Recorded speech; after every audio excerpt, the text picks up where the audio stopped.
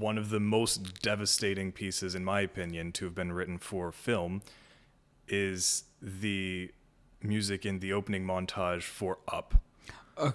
Okay. Which is, if you would have listened to it independently of the film first, it's a very, very cheerful melody. It's happy harmony. Everything is so good about it, but you put it to the screen and suddenly you need to cry. Hey guys, welcome to Hope It Helps. And my guest on the show today is Mr. Leendert van Riet. Leendert, welcome to the show, man. Yeah, thanks, man. Thanks. How you doing? I'm doing well. Thanks so much for your time, man, and for coming on the show. I really appreciate it. So, Leendert, you do something, you're studying something quite niche and unique, which is writing scores for films and for movies. And we had a brief discussion the other day, and you were telling me about what is it that drew you to that field, what are the opportunities that are there. So I kind of wanted to dive in today with you about what is this field, because I think a lot of us don't really know, unless you're in it, like what it takes, what's the process, what's the good, what's the bad. So would love to hear from you, your perspective on all those things. But before we get into everything, Leendert, why don't you give all of us a little bit of background about yourself, and we'll take it from there. All right. My name is Leendert van Riet. I am a Dutch and American composer for visual media. Yeah. Currently studying in Sofia, Bulgaria, and gonna see where exactly that takes me. Yeah, man. So could you tell us what drew you initially to the field? Because we were talking yesterday. I was under the impression previously that you'd need to have some type of musical background to enter that, but after my discussion with you, it sounds like it's more. I'm sure musical background is very helpful in the work that you do, but it's not a necessity. Would that be fair to say? Yeah, for sure. There's definitely you've got an array of skills that you sort of need, but you don't need all of them to be able to succeed. Famously, Hans Zimmer doesn't know how to read sheet music, but is really? Yeah. Oh, what? Yeah, no, it's really cool. But the man is very, very good with technology and can create the sounds. He doesn't need. At the end of the day, you don't need to know how to write sheet music or how to read sheet music if you can create cool sounds. Really, that's what it boils down to. You need to be able to create cool sounds, and you need to figure out how to use those cool sounds. That's very interesting. So what is it about him, I guess, because he's widely recognized as one of the, if not the best score writer for films ever. I like the Interstellar soundtrack, Interstellar score is legendary. No, absolutely. So what is it about him? I guess the question I'm trying to ask is, what are the characteristics of a great, let's say, film score writer? Let's start there. Fair. There's a lot of different styles of film scoring. Even at that, it's hard to compare a Hans Zimmer to the likes of, for example, John Williams. It's an unfair comparison. It's not that it's an unfair comparison. It's that you're comparing apples to a building. They really do come from completely different disciplines, and you see that with a lot of the guys at the top level, like the likes of Danny Elfman and Chris Young, for example, who both are very, very serious names in the industry, also didn't come from a classical background like John Williams did. They did have a musical background, but they had a musical background in playing in a band. Okay. In more of a pop context. Gotcha. And so really the only thing that's particularly important about it really is you need to be able to create cool sounds. However you do that doesn't really matter. Hans Zimmer, he is very good at distilling music to its most simple, most important elements. That's the thing that he does very well, and then he can produce that incredibly well. Really, it's the production that sets him apart from everyone else. It's how he's able to blend very simple materials and create something that feels very, very grand. Yeah, that's such a great way to put it, because from an outsider's perspective that doesn't know the field, doesn't understand what he's doing, it sounds very, what's the word?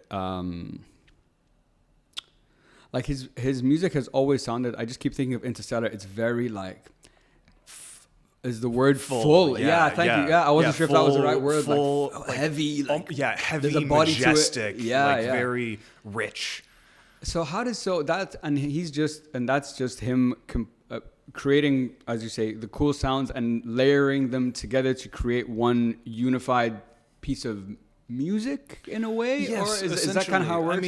I mean, then you sort of get into the question of, what even is music? You've got so many different definitions that have popped up over the years, but really music is just a collection of sounds that are intentionally put together that sound even that I was going to say that sound good together, but even that's not actually entirely true. Yeah. You don't want it to sound good if you're writing for horror. Yeah, exactly. So it's just a collection of sounds that are put together with intentionality. Nice. Essentially. Nice. That's what music is, and if that collection of sounds put together in that particular way can evoke some sort of emotion, it's doing something right. Okay. So okay. You said a very key point there. So is the metric to determine the success of like this musical sound or this musical piece, whether it made me feel the way you intended it to make me feel, or the way or it didn't make me, or any emotional like influence? Depends on the scenario. Okay. I feel like for music independently from the screen, very often it is just trying to get you to feel something. Okay. Whether or not you feel exactly what the composer intended or not is not the most critical element, as long as it makes you feel something. I can't remember who said, but essentially when they write music, the idea was that it was better for the audience to have a negative reception than no reception to it at all. Really? Like, okay. Writing something that felt gross was better than something that would sound boring. Gotcha. Okay. Because at the end of the day, it is about creating something that makes you feel something. Yeah, and especially so with film. Now, at that point, you do sort of have to create something that is a little bit more universal, because you're working with filmmakers, film directors, to give them something that realizes their vision. Yeah. They want the audience to feel a specific thing, because they're telling a very specific story. Something that music, unless it literally is telling a story, like in some sort of opera, or like if it's just an independent piece, you don't have that. Okay. But so in film, you do have it that generally you want your piece to convey a specific emotion, but even then, it doesn't necessarily need to do that. Sometimes it just needs to propel energy. That's the only thing it needs to do. It can let the scene speak for itself, but just needs to keep the film feeling like it's moving. Yeah. I get what you're saying. I get what you're talking about. That like it's the grease that keeps the wheels moving in a sense. Yeah, exactly. Because there's sometimes there are pieces of music that aren't. They're not built to say anything. They're just built as like sort of as a canvas, and the music, it really is just a canvas that allows for the film to speak. That's especially more modern scores that lie more in the minimalistic sort of tradition. Yeah. Are able to do that quite well. Because by its nature, minimalistic music tends to sit in one space and let something else do the talking. Got you. Yeah. So it sounds like there's so many things you just mentioned that we're gonna dive into, because there's like each one's like a point. Yes, sorry about that. No. This is great. I love this because I'm like, all right, we're thinking along the same lines. All right. So let's take a step back. So what I've taken so far from our conversation is clearly score writing, if that's what it's called, is very project or situation dependent, in the sense that the way I would score a film is not the way I'm going to score a video game, for example, or to score a different type of project. Now, my question then, because the question I then start thinking about is score writing a very structured 1, 2, 3, 4, 5 process? And does that, first of all, what does that process look like? And does it change depending on what the type of project you're working on? It definitely changes depending on the type of project you're working on. Your actual process of how you would do it. Yeah. Okay. Yeah. Now, are you talking about the process as like from the moment you're brought onto a project? Okay. Because in that case, there's a little bit more structure to it. Okay. As more overarching structure. It's once you get to the composing itself that everything sort of hits the fan. Okay. But in the projects themselves, generally the idea is you get brought into the project, you get informed about generally what the intentions of the project are. If they're far along enough in the process, you do what's called a spotting session. Essentially, you watch through the materials with the filmmaker, discuss where music is wanted, where music's not wanted, what sort of music is wanted. And after that, you sort of just get to the writing part. Okay. So is it out of that process that you just described, for you on a personal level, is it the composition that's the most challenging, or is it the link to fit into that relevant part of the project? Of the things described, definitely it's more so the trying to completely understand what the vision for the film is. Okay. That's Okay. the harder part for me. Yeah.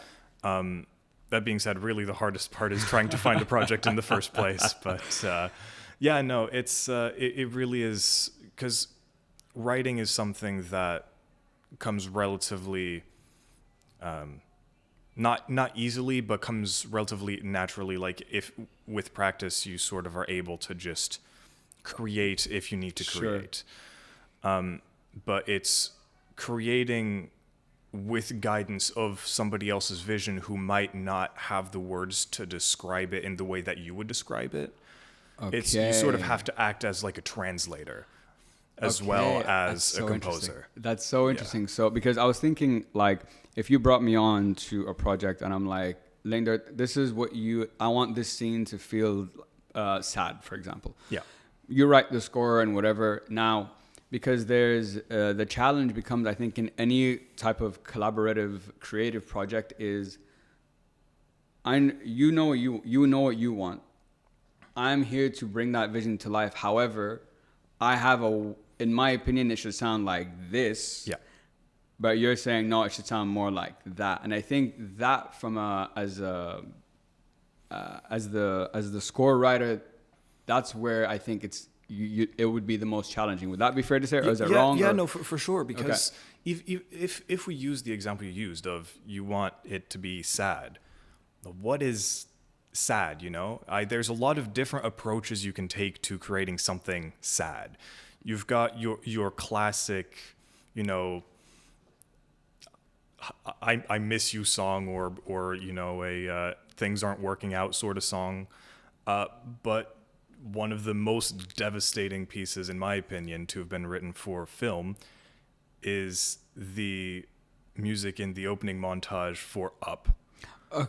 Okay. Which is, if you would have listened to it independently of the film first, it's a very, very cheerful melody. It's It's happy harmony.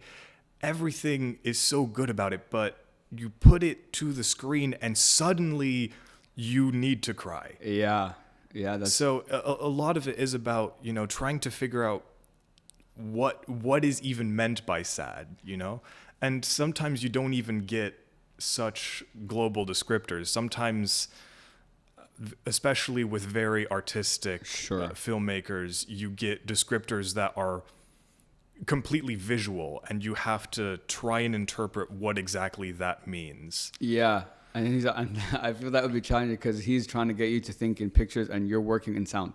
Exactly. You know what I mean? Exactly. Yeah. So, and I love that you brought up the Up example, because that's a great example of a juxtaposition between a happy song put to a certain type of, scene gives it a completely different, meaning, both positive to negative, negative to positive. Yeah. Because this is something I didn't really, when I was doing my research, this is an area I didn't really understand. So I'm curious to get your insight on this. They said when it comes to film writing, your job is to create a linear narrative through your sound. But when it comes to video games, for example, video games are a lot more reactionary and situational and occupational, and it's a lot changing at the time. So first of all, I want you to explain when they're talking about a linear narrative, because that is something I struggle to see, because each scene in a movie is going to have different type of music that's going to go with it. So to see a cohesive linear narrative, as they were describing it, I struggle to see that. But would love to hear your perspective. Yeah, no. So the big thing with that one is that because the entire structure is already set, what you can do with the music, the same way that you might with visuals, you can foreshadow important moments. Okay. In the music, you can use the music to highlight important moments that will come back later. There's a great score for What Lies Beneath, I believe it is, where what the composer did was they created the climax of the whole film. That was the first piece they wrote, and just really, really massive piece. And what they did is they broke it down into little sections, like every single melodic part in that entire piece. They then threw all over the score in the rest of the movie. So it felt like all of these little moments suddenly built up into this culmination, this piece that wow, everything was foreshadowed to become this. This awesome. Was inevitable. You have that ability when you've got something that's already set in stone. So it can build along with the film. Yeah, I guess I'm sure with score writing typically. Sorry to interrupt you, by the way. Yeah. Because I'm guessing they have to shoot the movie first and then you write the score. Can you do it? Yeah. But I feel like you could also, now that I'm thinking about it, it would be a lot harder, but you could probably do it the other way around. I could write a sad piece and then film a scene to fit that emotion or that music. Yeah, correct. And that is possible, especially when you start getting into like art film. I have a friend of mine who did exactly that, essentially wrote a piece and then started filming and doing a lot of choreography with some people at home, and created this relatively compelling, really, it is on the art film side. Yeah.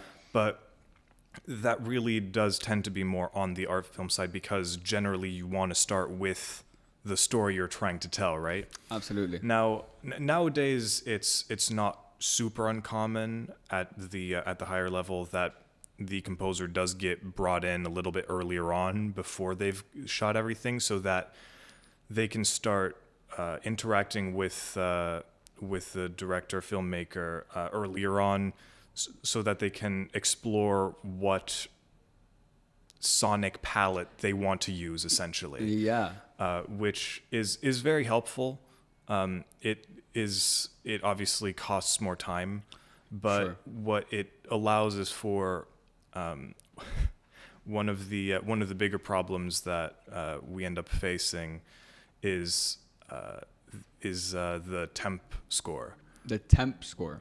So essentially, the temp score is just with the film when we receive it, they've put in temporary music, and there's some great things about temp scores. It helps guide us in the direction that the filmmaker wants if we aren't completely certain, and we can use it as like hey, what do you like about it? What would you change about it? Gotcha. Which is really, really helpful. However, you also have this situation where you can get locked into that sort of color palette, especially because of sometimes the filmmakers just fall in love with the temp score, and no matter what you will end up writing, it won't be the temp score that they got used to. I see.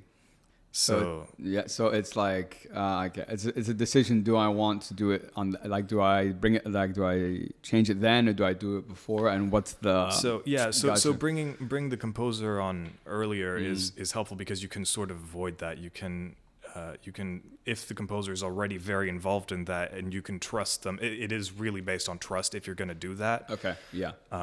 The composer can be brought in earlier, and then the need for a temp score is much lesser, because you've already discussed exactly what you want to do. You've already sort of played around with the colors of the music. Yeah. So in your like in the what is a let's say I want to create a scenario where we can kind of go through step by step how me and you working together, what would that look like? So I'm like, hey, Leendert, I have a movie. I want to write a score for it. What is that process, that initial process that I just described? What does that look like? What are the steps that we need to take? And because I can imagine with anything artistic or creative, there could be 1,000 revisions and, tweak this and do that and so on. So I'd love to hear what the next steps would be. So you're coming to me with a film. Let's say. Ready. Yeah. Right. Yeah. So the first step really would probably be, well, for one, I would want to discuss generally what are you trying to do with this film. Then I would want to sit down with you and slowly go through the film, and and wherever you feel like music is needed, you let me know, hey, I think that this is where we'd want music. Keep note of all of this. I'll comment on where I feel like music might be needed, or if you say, hey, I think music's needed here, and I disagree, we can discuss that. That's actually one of the more important parts of the process, is that sitting there with the filmmaker and going through all of it and discussing, hey, these are the parts that are important to us to have music in, and what should the music be doing? Yeah. And what colors do we want for the music? What do you want the score to look like? You touched on it a moment ago as well. You said the colors of the music. Could you tell me what because that's new to me. So Fair. That very, very interesting though. Yeah. I suppose that's it's a little bit hard to describe, but it's no different than colors for painting. You've got a bunch of different colors, and you can use them to create a painting. And paintings that feel more cohesive sometimes have a limited amount of colors. It just helps blend everything together better, right? Okay, It feels like the whole piece is more cohesive if the same colors are used throughout, instead of just mostly that, but then for some reason some other colors are being used in this section. Okay. It can be intentional to do that, and you can do the same thing in film scoring, but yes, it's similar in film scoring, but I would be talking about more so instruments that you might be using. Got you. How aggressive you'd be going with the music, just generally the intensity.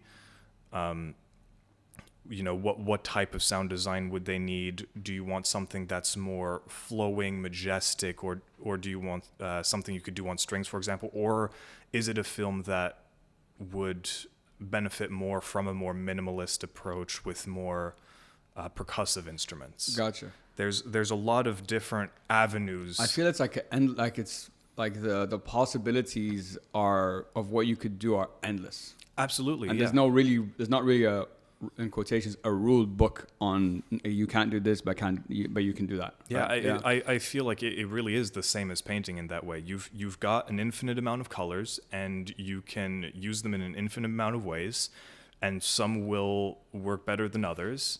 And as long as by the end you've got something that looks like what you want it to look like, if it evokes what you want it to evoke, then that's a success. So I'm curious, through like now you through your program,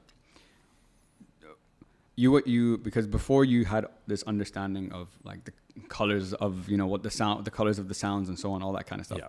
You probably, what have you, I feel like going through this program has not only from a creative perspective opened up a world of possibilities, but I think you get a different now lens of how you see like video and audio and games. Like I could watch a movie and I'm like, and I'm not paying attention to the sound unless it's a song I might know. I'll be like, oh, sick, they put that, but that's it. You would look at it kind of like when I first learned, for example, how to DJ years ago.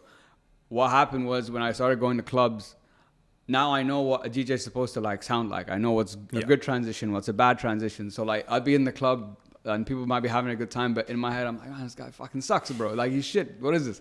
Do you have has this process or going through this given you that same kind of like lens to look through? A little bit. Okay.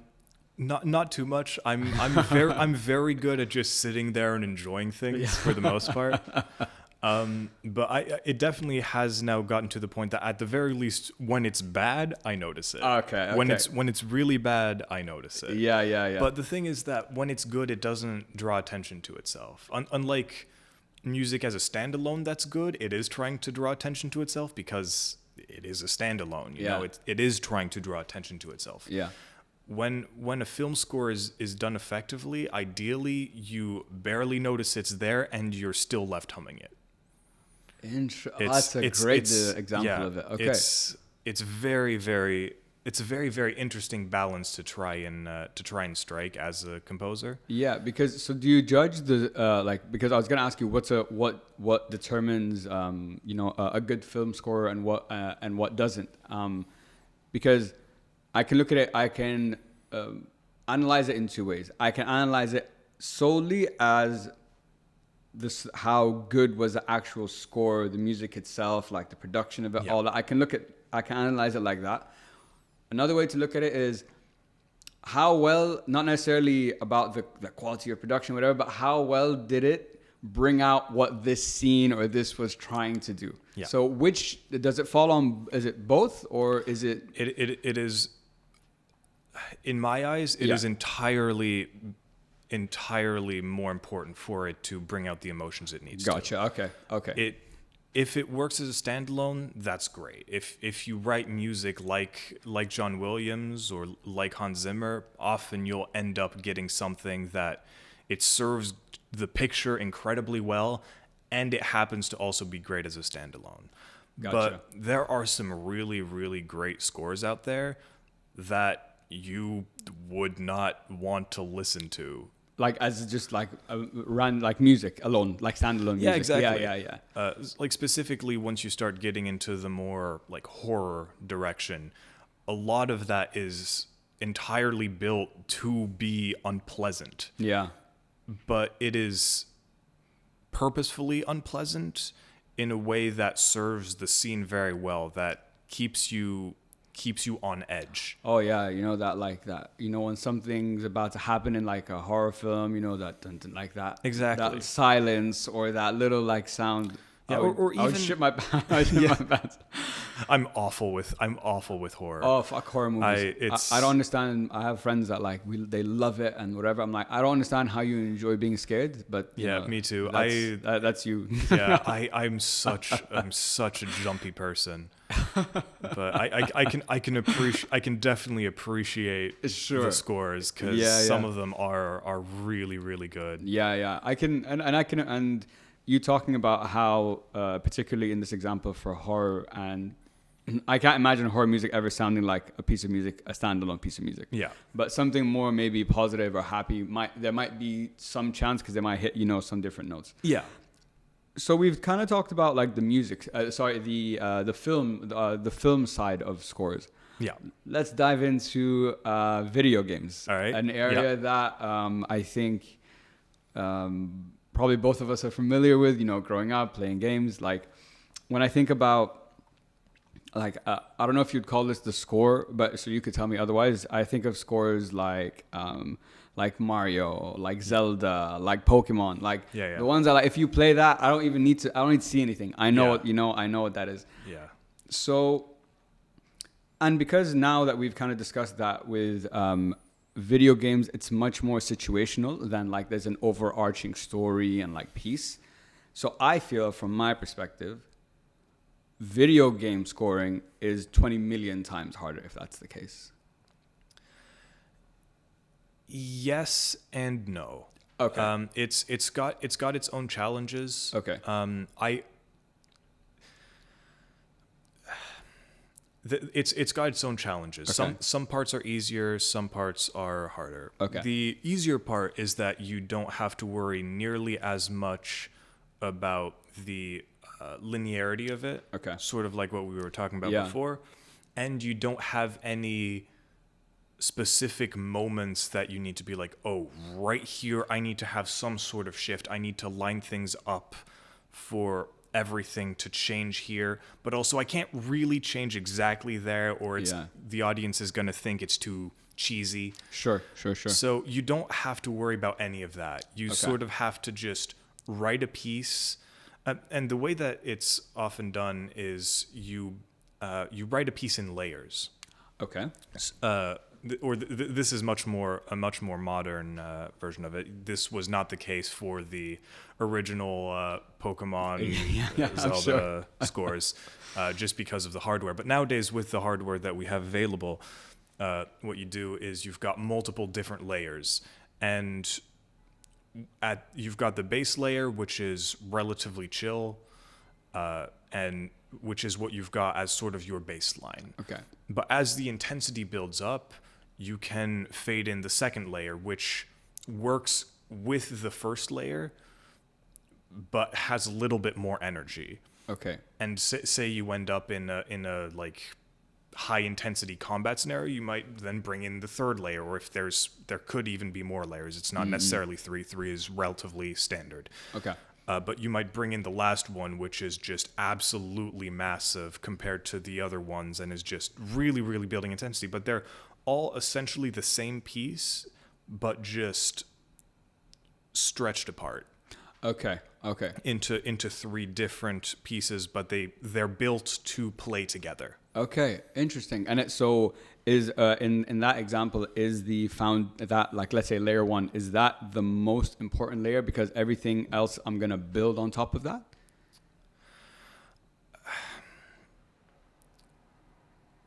It depends. Okay. Yeah, it's honestly, all of the layers are quite important, because the truth is, if any of them are done poorly, it's gonna be unfortunate. Because if you've got a bad layer 1, then you're like if you're not fighting enemies, if you're just exploring, then the exploration becomes lame. Yeah. Right? Yeah, true. But if your layer 3 is bad, then the boss fight's bad. Yeah, I get Like you. everything that's been built up to is just disappointing. All of the work you put into that final confrontation is just, it feels like it's been it was all for nothing, you know? Yeah. You want to reward all that's happened before it. So each of the layers really are quite critical for the experience. Yeah. Yeah. Based on that, I was thinking, I'm like, where would it be easier to hide? Like to hide, in terms of like a bad layer. Would it be in like a video game, or would it be in a movie? Like, where am I gonna notice it more? Just off the bat, I think because video games have so many more sounds going on anyway, besides whatever I'm doing. Like you correctly said, there's that baseline that carries through. Yeah. I feel it's easier to hide there because there's not really an emotion. Like, I am trying to convey an emotion, but it's different to when it's in the context of a story. Yes. So in games, indeed, you're more so trying to convey the general energy. Gotcha. Yeah. But that being said, as far as like where to hide something that's worse, I could make the argument that in film, because it's linear, you only pass the bad moment once. Okay. Because gaming's built on loops, the bad thing's going to show up again and again and again, and at some point you're going to notice that it's bad, and every time it passes you're like, that stupid thing again. Okay, I see what you mean.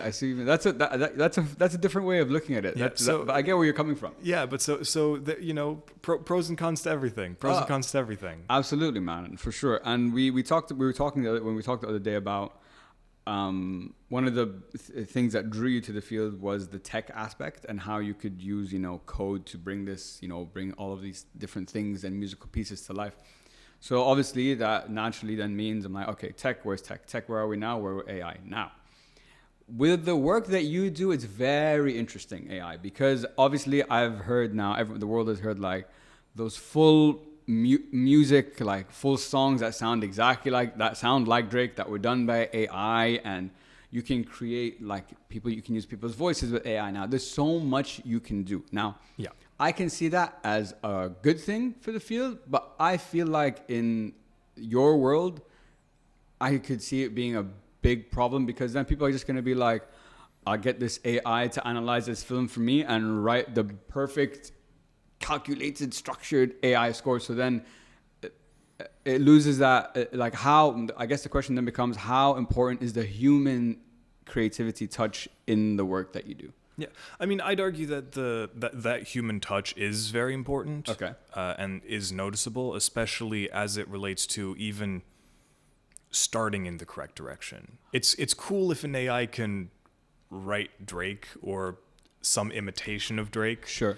I personally don't think it's quite there, but it's an impressive imitation of it. Yes. But being able to do that versus be able to judge exactly how to create an emotion, mm-hmm. B, how to create an emotion originally, then you have to figure out what colors does the director want. Because Drake's great, but I'm not going to put Drake in the score for Up, right? Sure. And every score really does have its own character, and even in scores that are entirely orchestral, if you even completely limit the instrumentation for it, the voice of the composer can still very much be heard through that. Okay. And frankly, I would be shocked if at some point an AI is able to really, really accurately imitate the style of, for example, a John Williams. Now, I'm taking the most extreme example of classically trained with so much detail in his music that you could spend years and years and years just analyzing his scores. But I think that when you have that and every other possible genre of music, it's going to take a powerful AI to be able to for one, imitate all of those, and then on top of that decide when it's supposed to use those, and then create a cohesive score. Okay, so there's a lot. So from your, it sounds like wow, the way you described it just now in that process was like each one of those is like a world of its own in that process. Yeah, in that overall process, each one of those steps is like a world of its own. And yeah, because I've been having these debates, people about AI. Like a guest asked me recently, he's like, "Do you think an AI could do what I do, which is podcasting and stuff?" And I thought about it. I'm like, you might be able to have a good you might be able to have good questions and good answers. That I think it could do that very well. But what we're doing right now, the human element, the chemistry, the smiles, all these little things, from my perspective, make it will never be able to kind of like what you're saying, 100% replicate that, because the human element is almost it's the main piece. It seems small, but it's the main piece underlying all of this. Yeah, exactly. For a lot of those, I do think that it is sort of you can maybe get to 95%, but even then on top of that, you sort of have that. I think an AI could do any of those individually. Yeah. But I do not think an AI would be able to do all three of those at the same time. Interesting. I think that would take too much of a deep understanding of how the human mind itself works. Okay. Now, potentially very, very down the line, once AIs have mapped out the human brain and have figured out how it works exactly. I mean, at that point, we're doomed. It's over. Yeah, by then. Yeah, so I don't have to worry about that. Either I can keep doing my job, or it's too late anyway. It's all hopeless. That's I love that example. So with the course that you do, like with scoring, what, because we touched on this a little bit the other day about about like sonic branding and all that kind of stuff, and the importance of it and stuff. And I can see scoring fitting right. It essentially is that on a massive scale, basically. Yeah, essentially. So, do you think that when it comes to like actually composing the score, will we ever get to a point that it will be? How do I phrase this question? I'm struggling a little bit. Let me come back to it. Let it percolate. Let it percolate in the brain a little bit. No worries. But I wanted to actually touch on some of the misconceptions. Oh, sorry. I'm back. Okay. What I wanted to ask is, what other opportunities does studying or going through this program or studying score open up? Because maybe some people listening to this might be interested in music or so on, but I don't want to write film scores, but I also don't want to write video game scores. Sonic branding might seem cool. So what other avenues does someone with your background be able to enter or venture into? I'm just curious if there's ones that I'm not even aware of. Fair. I mean, obviously people who have exactly my background are probably pretty damn interested in film scoring. I mean, I've spent the last 5 years of my life very much only studying, very deliberately studying media scoring. So really, my entire undergrad and now my master's has been with a focus in film scoring. Okay. So, but even then, sort of parallels to it even in film.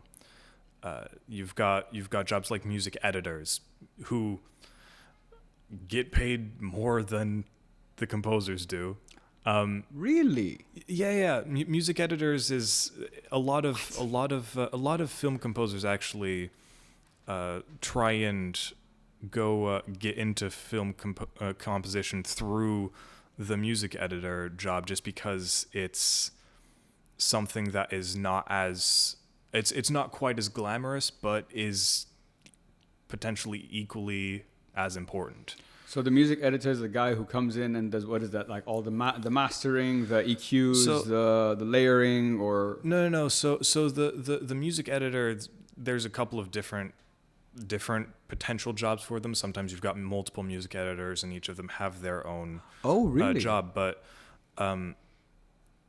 some of the jobs are for example, the music editor is the one who's going to create the temp score. Okay.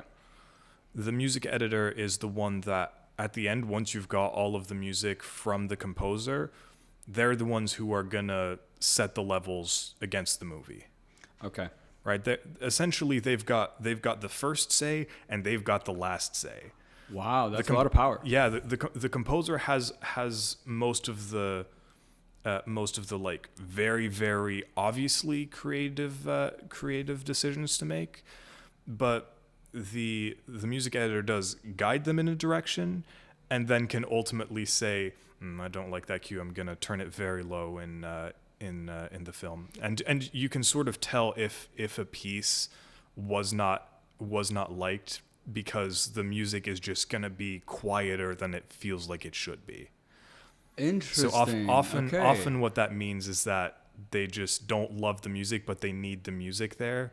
So it'll be there just enough to mask whatever it is they're trying to mask. Yeah. But it's gonna be so quiet that they're hoping that it doesn't draw attention to itself. Okay. That's That's so that's I never knew that because like in what I'm learning today from our conversation is that within like in this like your world, let's call it, that you're entering into, there's so many more options than even I realized. Like you said music editor. I'm like, okay, that's like one guy you'll bring on to like, you know, do exactly what you said. Not when you're saying like, oh, there's 5 and each one like focuses on like a specific thing. Yeah. So for you as the score writer, it would be to make your life as easy as possible. It'd be in your best interest to develop a great relationship with your music editor, right? Yeah. In fact, very, very often. Are they teams usually? They try to be. Okay. They very much try to be. Yeah. No. Okay. Being close with the music editor is very, very useful. It's essentially the music editor you're hoping is going to be the guy who goes to bat for you rather than against you. Okay. He's not because if he has first and final say, is he your boss in a way?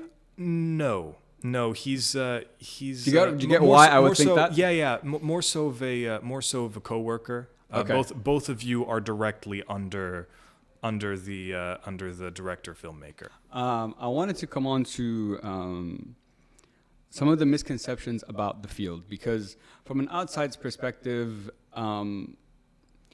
film scoring seems very what's the word? Obviously now I have a different perspective on it based on our conversation, so I know a lot more.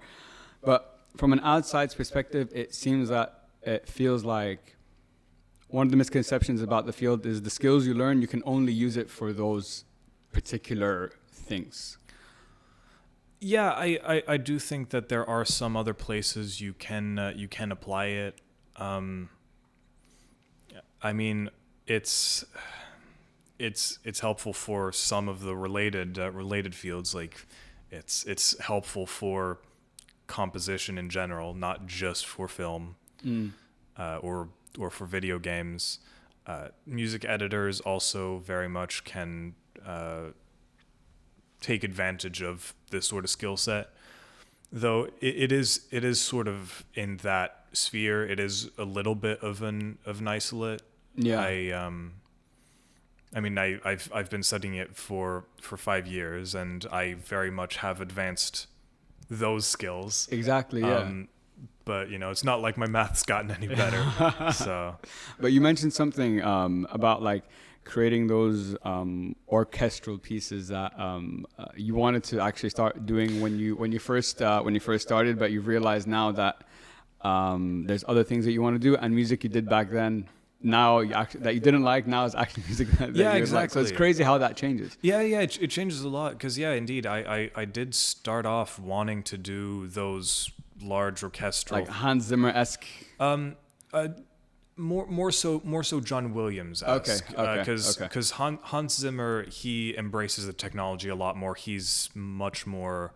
He plays with texture a lot more. So I've actually been pushed more in Hans Zimmer's direction. Okay. But I very much I've fallen in love with the creating of soundscapes and textures, and it's a lot of fun to just play around in a space like that. Yeah, I can and kind of like reflecting on our entire conversation, like your world, like from a creativity standpoint, it's just like a blank. It's like a blank slate. Do, combine, add, subtract, multiply, shift, whatever you want. You know, just in whatever way you think would bring out the best in this. You know, in this work. Yeah. I wanted to ask you. So, I guess so. For you personally, what is what's the dream job? If I told you, Leendert, tomorrow I'm gonna come give you the dream score that you've imagined all of these 5 years putting into one day, right? What type of project is that? Is it, for example, we can start small. Is it like a film or a movie, and then you can break down what about it? It definitely. Man, even at that level, you know, I've sort of got a couple. I've got a couple of different ones that I've got on my bucket list. So, why don't you share some with us? Like, what are the like bucket list ticks that you want to do? So on on the film side, I want to work on a film that's got a decent music budget, like enough so that I would be able to afford a decent sized string orchestra. Okay. I happen to love strings more than anything. They are such lovely instruments and work really well with the type of music that I personally like to write anyway. Okay. So a film that would allow me to record a full score with a string ensemble would be incredible. Yeah. I guess in that kind of scenario, you're kind of like the maestro in a way. Because you're the one to tell them, guys, I need this, I need that, do this now, do that now, right? Yes, essentially. I mean, that's essentially what I've been doing in my masters. Oh, okay. We've the reason that Bulgaria was so appealing is that we got, I want to say it's like 11 or so recording sessions that we get throughout our year there. So we're actually getting to record these with ensembles. I just last Saturday I was recording with an ensemble for strings and woodwinds. Wow. So, how's that experience like leading something like that? Because I can imagine that's so cool. yeah, no, it's magical, especially when it goes well. There's obviously sometimes it's just a train wreck, and you Sure. sit there like, oh, all of that time, and I'm missing something, like something's gone wrong, and it's but mostly it's gone quite well. I've had a lot of luck with my recording sessions. I can really only point to one that I was like, oh boy. One to forget. Yeah, it was one to forget. But most of them, at least there were some parts that I was able to use, and I'm currently waiting on that last recording from Saturday so that I can start finalizing it. Okay. But, whenever you get a chance, I'd love to, if you just send me the file. I'm just curious to hear an example of what you've done, just so I can see, because I want to take everything we've discussed today and like watch some of your work with this in mind, so I can like actually be aware and look out for the thing, like certain things, or maybe there might be 90% that I don't find, but at least now there might be a couple things I do. Yeah, for sure. I mean, that is sort of where, again, you've got such variety in it that you really don't need an ensemble, like a full ensemble, to create good music. Right, yeah. You can get a long way with technology, especially if you're in a genre that's conducive to it. Yeah. So yeah, I can absolutely send you. Yeah, I would love some. I'm just curious. I like to learn. I like seeing other people's work. It's a field that I know nothing about. Yeah. My only editing and audio skills are like for my podcast. It's only 2 cameras. I have no overlays, no other different audio things I need to do. It's just, does he sound good? Does I sound good? All right, we're good. Yeah, fair. Yeah, it's those recording sessions are a little bit more in depth than that. I would hope so. I don't know how many microphones they've got in there, but it is intimidating once I get the file, because it's I receive the file and I've got to balance out like 18 different microphones, and it's a lot of work. Okay. That's the part of the work I don't like. Damn. But how do you bring all that together? Shit. Very carefully. Yeah. Very carefully. Yeah. Well said. Yeah. No, it's a lot of work. You've got a lot of techniques you got to keep in mind, and honestly, that is absolutely the part that I wish I could get rid of. But, yeah. And I guess because everything we discussed, there's also things to keep in mind when you're writing things. You also have like deadlines and and timelines. So I guess there's also an art to learning to not only creating a good score, but being efficient in your composition process. Yeah, no, absolutely. More and more nowadays, you're getting less and less and less time to create a full in-depth score. It's some of the timelines that you see nowadays are insane. It's wild to hear some of the more extreme stories of it, of people who really just essentially, even at the like highest level, you're talking about people who essentially just have to lock themselves away for 2 weeks. Basically they celebrate a going away party, and they just live in their basement for the next 2 weeks, aren't seen by family or friends, and then they escape. Essentially. Because it that even with my editing for my podcast, like I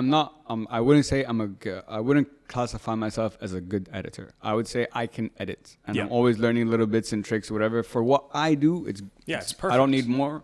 Yeah. Always want to improve it, of course. So recently been trying a couple of different things. But like I've seen the time it takes to like just even edit a 1 hour and a half podcast. And usually if like the audio is good and the camera and everything is set up, like there isn't much that I need to do besides like make sure like I wouldn't want it to cut there. I'd want it to cut here instead, or like something like that, and lining up the audios, simple stuff. But even that takes me like a significant. It takes me time. That's why I filmed when I was getting into this whole world myself. Although I'm like, I play with the kids over here, not with you guys. Now it then made me understand like, oh wow, so like that's why when you say movies take like 3-4 years to make, I'm like, because half that time is probably just the edits. No, absolutely. And which is insane. Video terrifies me. Video's a different beast in itself. It's crazy. It really is. Really is. I've been trying to figure out how video works. I sort of need to. I'm currently in the process of trying to compile some of the footage from the recording sessions, but it is a nightmare to try and figure out all of the details for it to be in a publishable form. There's like video taught me about like there's so many like, for example, like lighting. I didn't even know about the importance of lighting, and now I've understood through my experience. I'm like, lighting could make or break a scene or a movie, or if it's not color graded correctly, or color grading, don't even get me started on that. At least with the lights, I can be like, make brighter, little less bright, put orange tint, like basic shit. That's what I'm saying. I do basic things. But it is, I must say, when you learn a new trick, or you change even one frame or whatever, like a new technique you're trying out, in that process is very satisfying. When it works out, you're like, it's not as hard as I thought. I can layer that, and I can put this here and try and whatever. You know what I mean? So no, 100%. And that's sort of where it's really intimidating, especially to like get into it at first. I've just spent all of my energy just really focusing audio, and videos sort of just sitting there in my peripheral, like, yes, I know you're there. I know I need to learn the basics. But I could also instead focus more time on here. What other audio focus on the audio again. Yeah, exactly. I mean, that I am always going to need to be better at. Of course. For sure. Especially for the work you're doing, it makes complete sense why you dove down into that. Leendert, I just have 2 more questions for you, my man. These are questions I ask all my guests. So I'm terrified. Looking back, either like personally or professionally or whatever the case might be, when I ask you the question, what are you most proud of for yourself? What would you say?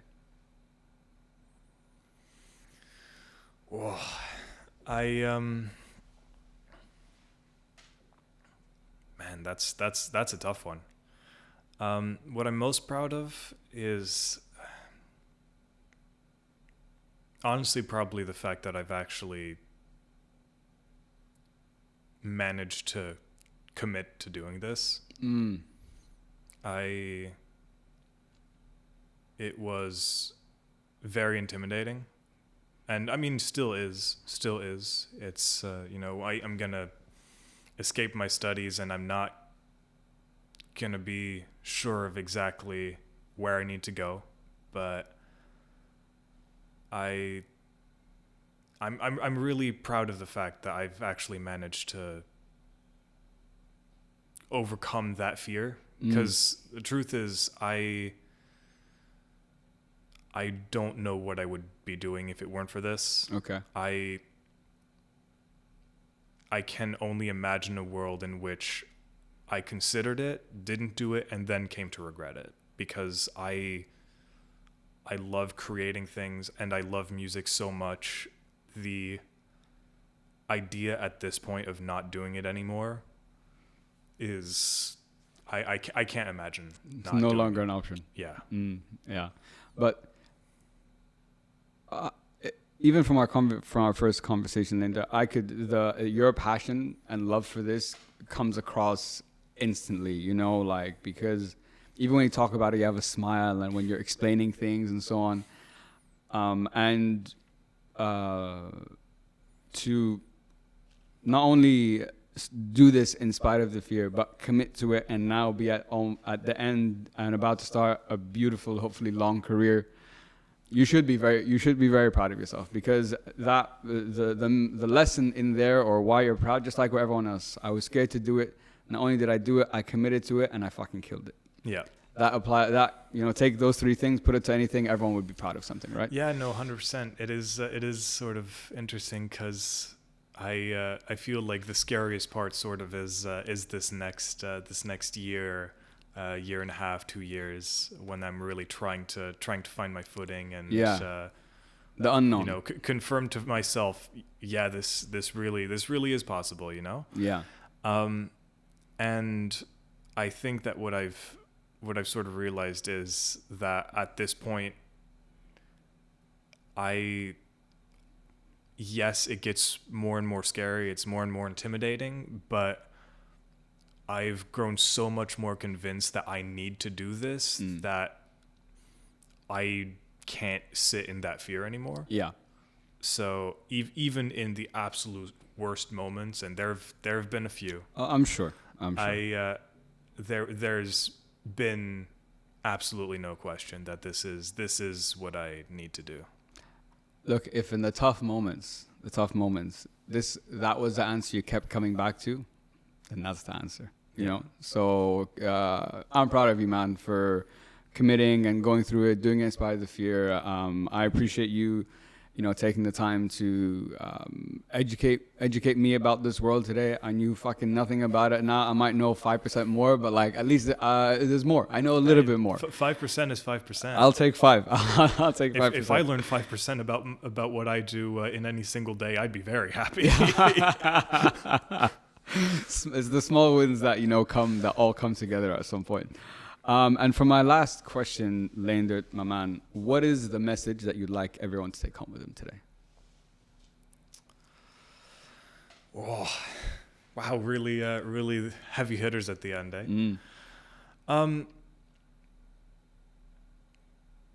Man, that's a tough one. I feel like I come from a position of, I've been very fortunate to be in the position that I'm in, and even with that all calculated, I've also, I'm still very new in this entire field, so I feel like with something like that, I sort of come from a position of still very. I've youthful energy still in this. I don't have that. I don't have the gray hairs that show that I've got all those years working in this. Yeah. But it's the big thing, honestly, that I can think of that's been really important to me is you can't really turn your back on the things that really call out to you as being something you need to do. There are some moments in life that you feel a need to pursue something. It doesn't matter what it is, but sometimes something just calls to you, and to close that door, I think is the biggest disservice you can do to yourself. You know, whether that is for career or otherwise, it's what has brought me all of the great fortune that I have been so lucky to receive. Yeah. And I think that's the big one. That's the big one.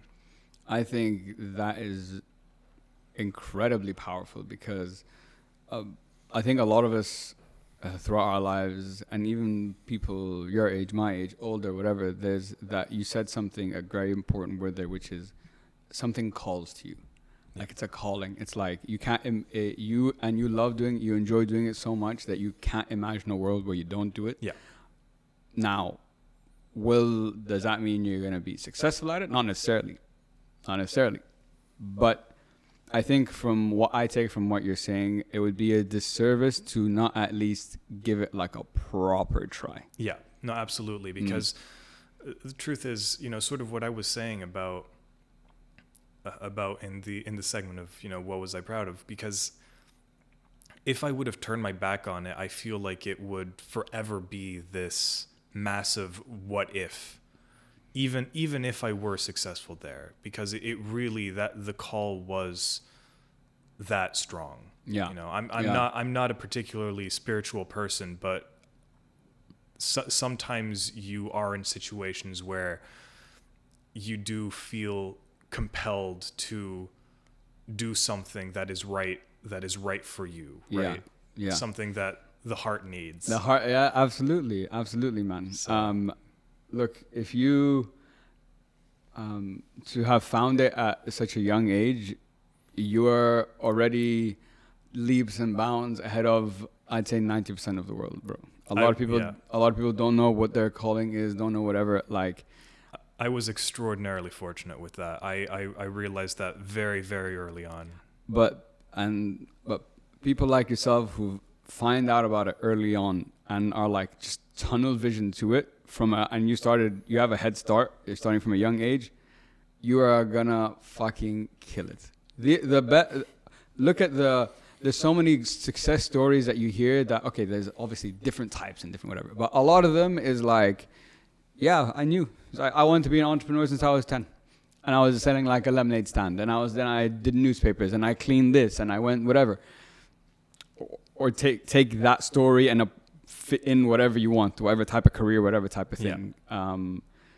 So when you say you're fortunate to have it, I would agree, because it's a rare thing to find. My calling, which I found by pure luck, is what we're doing right now. Yeah. This is it. This is what, there's nothing more in the world I love than sitting down, having a engaged conversation with a person. I don't care about the topic. Yeah. Because I'm just going to learn. Yeah, no, absolutely. It's, you know, I do this podcast, I've said it before, selfishly. I do it for me first, and then I do it for everyone else. Yeah. You know, this is what I'm interested in. This is the person I want to speak to. I think they're cool. This is what I want. Yeah. If you like it too, great. If not, well, that sucks. Fair. Then I'm not the show for you. Yeah. My man, Leendert, I want to say thank you so much, man, for coming on the show. This has been such a refreshing conversation for me, and in different ways. Not only is it in a field that I don't know, like a brand new field in a way to me, but typically the guests I've had on my show are usually older than me or my age or whatever. Like in that, it's rare to have I get to speak to someone like yourself, someone like young, hungry, and passionate. Not to say like I'm a dinosaur, but I'm definitely not 22 anymore. You can see the head. So I want to say thank you for educating myself and all of us about this world that that you're going into, and the ins and outs of it and stuff.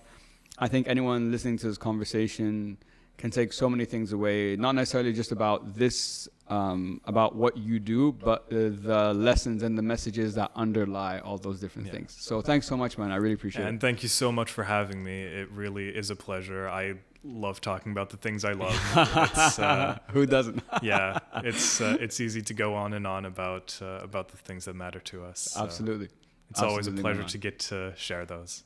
My man, appreciate it. Guys, so everyone listening, if people want to reach out to you, work with you potentially, is there any way, what's the best place for them to get in touch with you? The easiest place will probably be just on my website. Okay. You can find me at leendertvantreat.com. Oh, okay, great. We'll make sure to put that in the show notes then. Perfect. So people can go check that out. All right. Leendert, my man, thank you so much again. I really appreciate it. Thank you very much. Guys, so everyone listening, thank you so much for your time. Please make sure to like, share, and follow and subscribe to the podcast at Hope It Helps Pod on all channels. And as always, guys, hope it helps. Peace.